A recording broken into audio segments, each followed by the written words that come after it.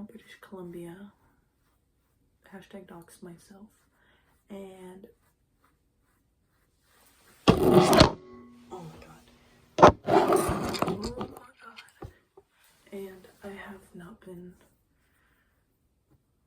did not make this video on time. It's 1 in the morning.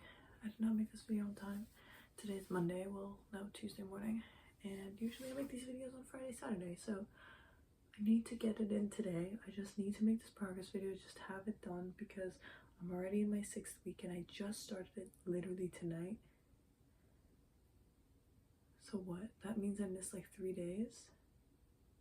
Anyways, I'm not gonna think too much about that because what happened happened. But this week is about money, and the chapter is actually really short, which is nice because, you know, I don't have a lot of things that I need to do for the book this week.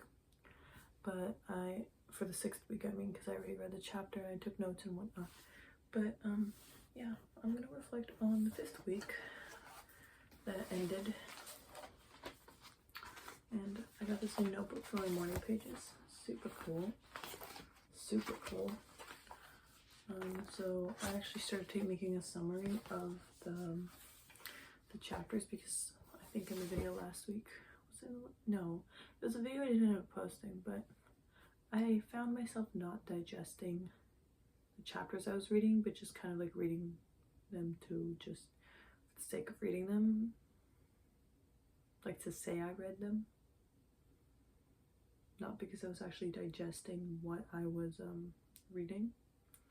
And it was the same thing with the artist dates. Like I was just kind of checking them off, being like, yep, I did it, instead of actually doing it. So I figured this week was called Recovering a Sense of Possibility. I took some notes. The biggest thing I kind of reminded myself starting last week is just that God is my source. And I wrote, this means I have access to the ultimate endless bank of resources. I wrote, I have to clarify my vision. I just summarized everything I read.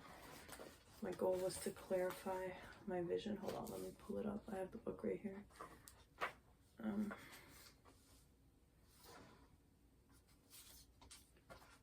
To clarify my vision. I'm so fucking tired, man. I'm just walking around Vancouver all day now, and I come home late, and then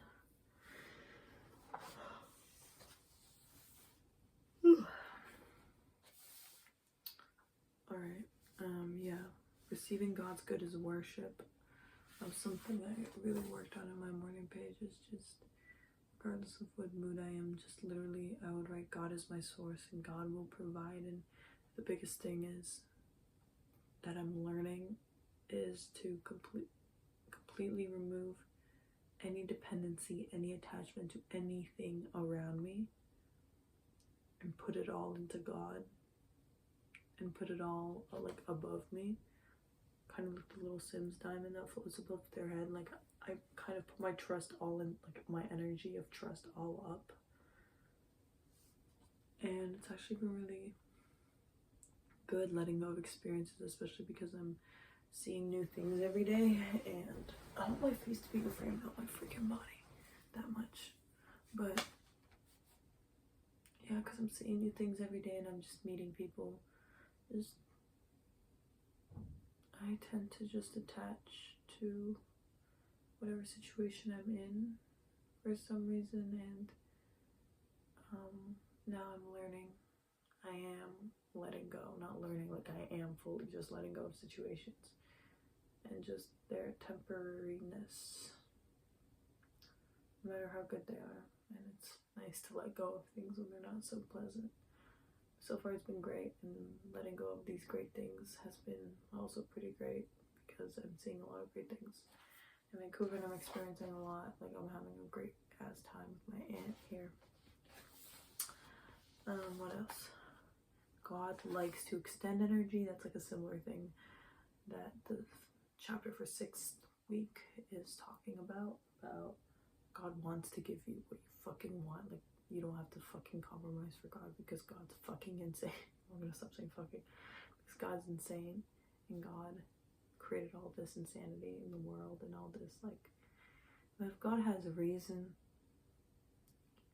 do you really think the world would be like this? Like God can fucking do anything, is the point.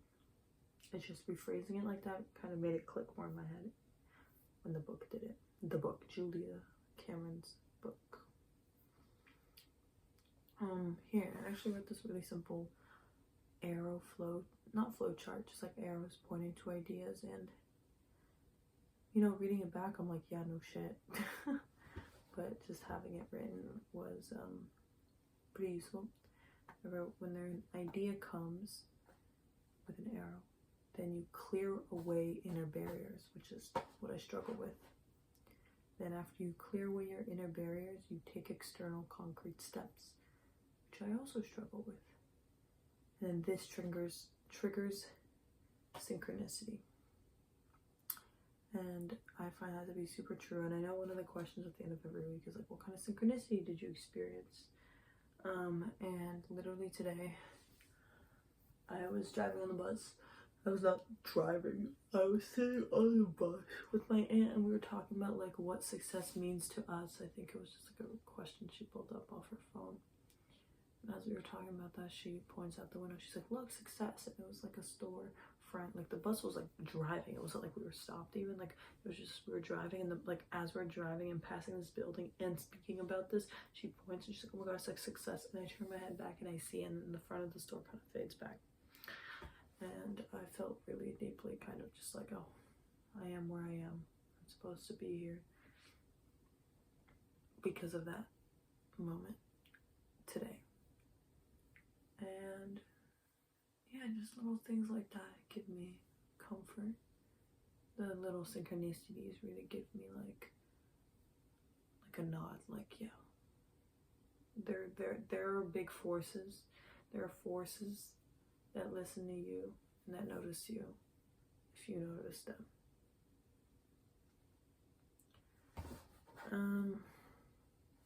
Yeah, depending on God frees me from all other dependencies. It's a really powerful thing that I'm moving into. And don't play nice by sacrificing your routine for others. It's not that I play nice anymore, like being like compromising myself. It's just that like now I'm compromising my routine because I just really want to spend time with my aunt while I'm here. And the questions I had, I started asking myself questions before bed every night that I want to reflect on, and then in the morning pages I try to remind myself to write about them. I did at the beginning of the week better, but by the end now, not that much. And so I started doing that, and it actually was pretty helpful. And I would read back like the questions I had like maybe a night or two before, and I would be like, wow, I do have more clarity 24 hours later or 48 hours later. Like I guess it's because I'm consciously asking the questions and consciously like tracking the progress that I really notice that I'm gaining clarity, because it's not like I feel like, oh my god, I gained clarity. It's just like I just reread it back, and just internally I don't feel like as confused anymore for some reason. And then yeah, that was like I read the summary of the 5th week chapter. How many days a week did you do morning pages? Every motherfucking day. And are you starting to like them at all? Have you discovered the page and a half truth point yet? Many of us find that pay dirt in our writing occurs. I'm not even gonna try to fucking make sense. I can't read right now, but page and a half truth point, yeah, I totally get that. After about a page and a half, literally all the junk comes out, and something always clicks, like second, third page, usually end of second, beginning of third. Like I catch the flow, and it's amazing. Like even this morning I was writing, and I was like, what the fuck am I, like my brain's empty. I just woke up, and the night before I wrote my morning pages in the evening because I was out the whole day. And so like basically I wrote my morning pages before bed, and I woke up in the morning and I wrote more morning pages. And I was like, I literally did this last night, like what the hell? And then I kept reminding myself, I'm like, just do the 3 pages, just write 3 pages, then you're done. Like, and I was trying to compromise and do 2, and I ended up doing the 3, and then by the end of the 3 I just felt like, because I pushed past that and just literally had to get creative with what the fuck I'm gonna fill these pages with. Like I just started describing where I am, what I'm doing, what's around me. And yeah, that triggered some thoughts, which was amazing. And it's beautiful. Writing morning pages is beautiful, and it's such a simple thing to explain to someone. And when I do, they're like, yeah, but they don't feel the depth that I do because I don't do it. And it's like, it's so simple, it's so fucking simple, but it has such depth. This just makes me think of the Chinese garden I went to the other day in Vancouver, and I just sat there. It was like by the pond, and they had the plants. I mean, it's still winter, February, but there were ducks on the frozen pond, and the architecture of the garden, it was kind of blocked off from the city. Like it was still in the city, you knew you were in the city, but it was just quieter. And there was a tour, and the lady was talking about yin and yang, and just you could feel it sitting there, and just it's so simple. And there was a poem that was up on the wall in there that I read, obviously not in Chinese script because I can't fucking read that. Oh my god, why am I saying fucking so much? Oh, I can't read that, and it was translated in English beside there, and it was like the mountains, the water, garden, to write music, or like to write poetry and make art. That's life, or something. It was like something like that, and I was like, wow, yeah, it's beautiful. Simple things have so much depth. I can't believe how transformative the morning pages are. Like I can't believe it's that simple. Like I can't believe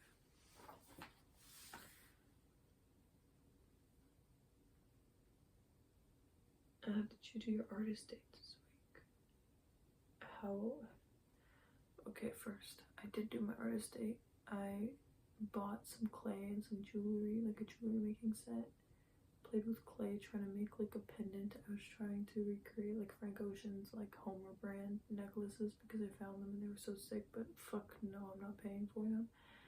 And then I made it and it was kind of ugly. And then I went to sleep, and the next day, or the day after that, I don't remember, later that week, I just started playing with clay. I mean, I played with the necklace making like jewelry set, but I just started playing with the clay that I bought, and it just made a little animals and things. And then I was like, at first I was like, I didn't finish my pendant, my whatever. And then I was like, girl, like, you make the rules. You don't have to, like, I started making the pendant. That doesn't mean I have to fucking finish it, because I'm just supposed to have fun. It's like the whole point of the artist day. And I ended up not even liking it, and I ended up making little sculpture guys. And I feel like I start so many things and I don't finish them, but that's not a fucking bad thing. That's not a bad thing. Why am I told that? Why do people why am I internalizing? Why did I internalize that's a bad thing to start so many things and not finish them? I mean, I do need to, like, okay, hold up. I don't need to do anything. But to deep dive is interesting, but I just want to see what's out there. I just want to try things and then move on. Why do I have that inside of me being like, no, that's not. I will reflect on that. Maybe not. I will just fucking pass out after this video in case it's not fucking honest. Stop saying fucking. Stop saying fucking so much. Have you had the experience of hearing answers during leisure time? What did you do for your artist day? How did it feel? Have you taken an artist day that felt really adventurous? No, I haven't pushed my artist days as far as I feel like I could. I've been doing a lot of things in my career with my aunt, and we would just come up with things to do during the day. Like today we rode e-bikes across like her district, city, whatever the fuck, because she's in North Vancouver. And then we went to West Vancouver. Yeah, I made a list. I found on like a blog online for like artist dates ideas, and I'm gonna reread that. But I'm not sure what adventurous means. Adventurous means to me like going outside, doing something crazy. But it doesn't have to be that. It's interesting how interpretations work. The date, how did the date feel? The date felt, when I remember, it was a week ago. The date felt actually not good. I remember at the beginning when I started making it, I turned on like this like club music playlist that came up, and it was like, this playlist is meant for you if it's on your page, like whatever, and I played it, and I was just worried about copying the pendant from the website and just making it look good, because it was harder than it looked, and I just felt frustrated, I remember, and just not good. And then when I stopped, after I got really hungry and I stopped trying to make the pendant that I saw, and I just kind of thought about what kind of necklace I would want to just wear with the beads that came with this, and just easier, non-technical, like not something that I need to work for. Just I made a little snail out of clay, or a little this and a little that. Like, that's what made me feel better. Did you experience any synchronicity this week? Yeah, I talked about today, and I just felt a lot of synchronicity while I'm here in Vancouver, because I'm just so happy and so like carefree and in tune with the flow of just everything here. It just feels so good to be here, and like every day feels like a humongous synchronicity. Like anytime I go anywhere, I'm like, wow, this is amazing. Like I'm here, and like even when I'm not feeling super good, because like days are days, and they're not, through and through blissful. If I'm not feeling great, I'm just kind of like, bitch, like it'll pass, and I believe that like immediately, and I'm just so resilient with my emotions because I'm here, and it's amazing. And like it is because it's a vacation, because I don't usually come to Vancouver, and it is a new place. Like I've seen some of it before, but I'm seeing new things, and I'm eating good, and I have a place to sleep and whatnot. But like it's just a place. Just Vancouver feels like I'm meant to live. Like I feel like I need to live here for a period of time. And I think that makes me happy and connected. That's why I'm feeling even better, because I'm like, yeah, this is where I'm gonna be. This is where I'm gonna exist in the future. I don't know when. I hope soon, but I don't know. Were there any other issues this week? I mean, man, yeah, flying to Vancouver, and then just, my whole routines not the same in a really good way. And I've been really graceful with allowing it to just be. And I haven't gone to the gym in definitely a couple weeks. I've also been really graceful with that. I've just been really graceful with myself a lot lately, which definitely makes me happier. And I can't believe I've been talking, oh my god, for 20 minutes. What am I even talking about? Just, I'm grateful for every day. When I wake up, I'm just grateful. And I'm trying to talk about myself less in conversations, and I try to really, really hear, especially in the mornings when I wake up and my brain is still clear and I'm not like overwhelmed by like sensations of the day. I just try really hard to be present and really, really lend an ear, because that's what people need. That's the most important thing, is just to listen to people.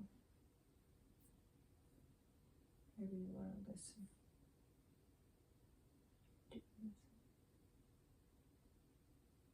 I just want to be a good person, at the end of the day. I just want to, and a good person, like, not like I'm just striving or anything. I think I'm a great person. I just want people to feel like they are happy, they can relax, they can just be with me, and that's the feeling they get.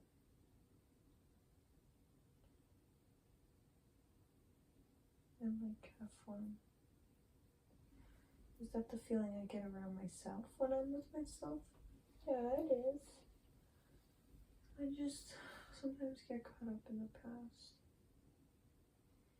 And how much people I used to talk to have to say about me, but